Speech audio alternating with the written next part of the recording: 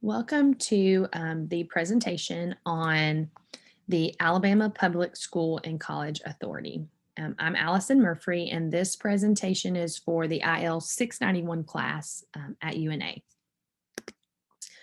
Throughout the presentation, my goal is to answer these two essential questions. The first one is, what is the Alabama Public School and College Authority? And then, of course, what is its purpose? I'm also going to make sure that we connect the importance and the purpose of this to our future as administrators. So, why is it important to understand and know about the specific group within the State Board of Education?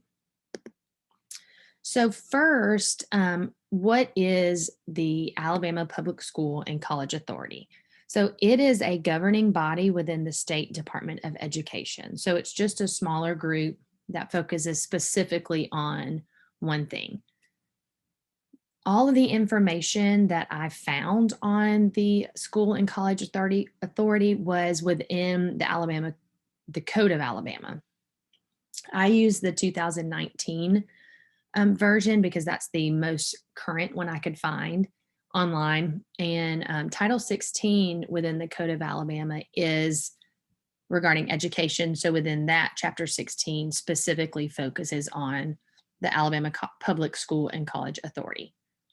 So any extra information that you want to look up, or when you want to go find specifics, that's where it's all found.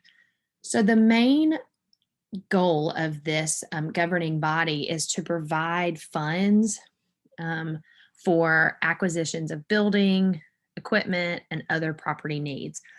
As long as this is for education purposes, then the college authority will fund it.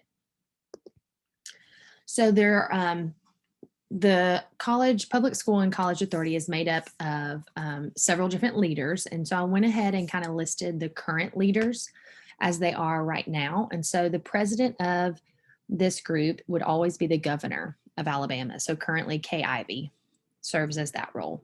The vice president is going to be the state superintendent of education. Currently, our state superintendent is Eric Mackey, so that means he's the vice president for this group. The director of finance is always the state secretary.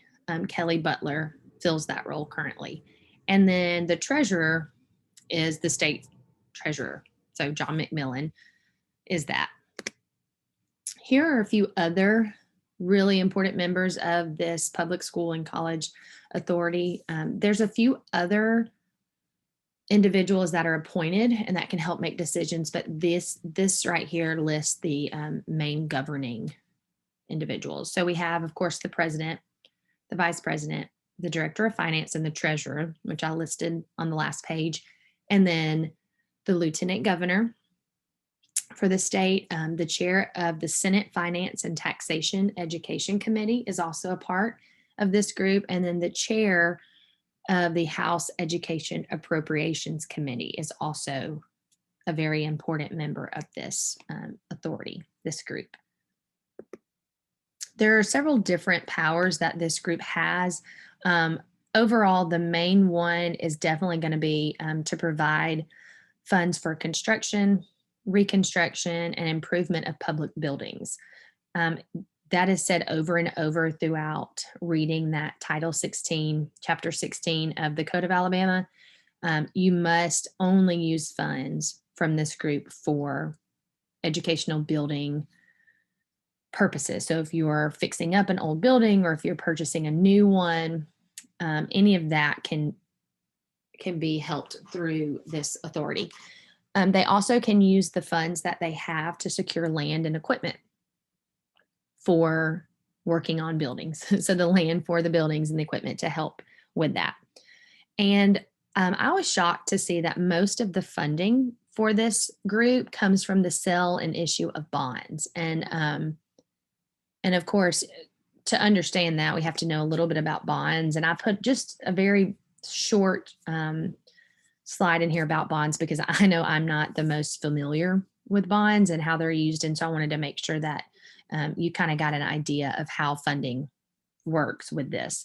So I always think of a bond, and after looking up information, bonds are kind of like an IOU, a very large IOU. And you can sell bonds as a way of getting a loan, so loaned money. And typically it's very large amounts of money. So in this case, millions of dollars are being loaned to this authority to help work on buildings and make sure that educational buildings are functional and well equipped. So purchaser, whoever's going to purchase the bond, they eventually will get paid that back. So they're going to get the amount plus interest paid back when it's finished. So they do pay back the bonds, but it's nice that at that time when they need it, a large sum of money is coming to this group and they can spread it out as needed around the state. So the bonds on here, and of course, again, this group can sell and issue bonds for the purpose of providing funds for educational buildings and facilities. However, they can't exceed 116 billion in aggregate, or million in aggregate principal amount. So there is a limit on what you can borrow.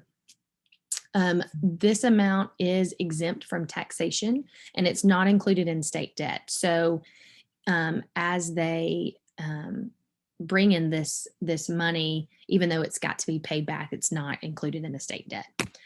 And all of this must be approved by the governor. So this group can't just make a decision and sell a bond and make payments on it without the governor approving and knowing exactly what it's going towards.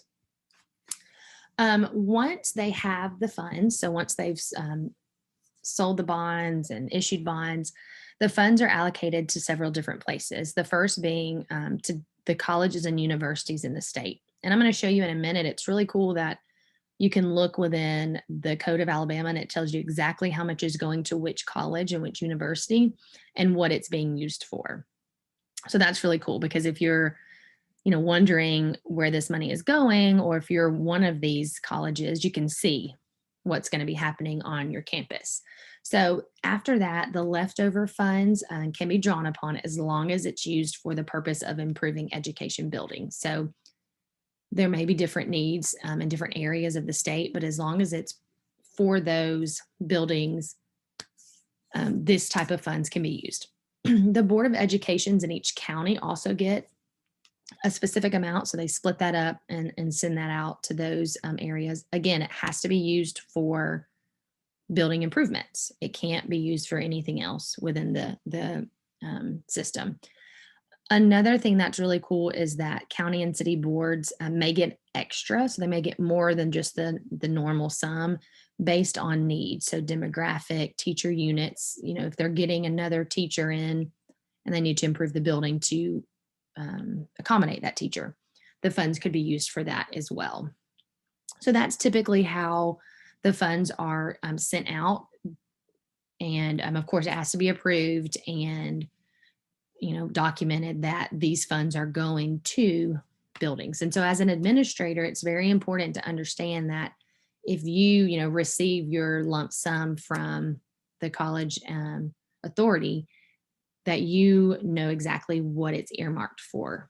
So specifically for something that needs to be done to the building, or accommodating a new unit if your school is growing. So that I think is probably the most important takeaway about this specific group and the money that they give, is knowing what to use it for and how, and documenting and proposing what you're going to need and why you're going to need it. The last slide I put on here is just an example of how it's listed and how detailed it goes, talking about what the money is going to be used for. And I found it pretty interesting because it lists, some of the major colleges and universities in the state, but then it also does some of the smaller ones. So it kind of shows you that this money goes to lots of different areas and it's very specific. So, on here, 9 million is given to University of Alabama just to be used for the medical center in Birmingham. Auburn University's money from this year, from 2019, was going to go for construction and equipment of physical educational building facilities. So it's very specific and gives you lots of information about what the money is going to. Of course, there's lots more. This is just a little screenshot of it, but I thought that it would be helpful to see what types of things the money is actually used for. Um, there's more in it about each, different school board system and what it's used for, but this was just the college portion. So any of this information can be found on this website. There was not a whole lot of other sources or resources that I could find. All the information that I used came from the actual Code of Alabama, um, which kind of shocked me. I kind of thought there would be more information, just a general, website on this um, public school and college authority, but I didn't find any. So any of this information can be found on there if you want more information about how the bonds work or the specifics on paying them back and that kind of things. That's where you would go to find it. But I hope you enjoyed the presentation and maybe gathered some useful information for your future career in education as an administrator or instructional leadership person. And so, it's important to understand how to make sure your school gets these funds and how you're going to use them.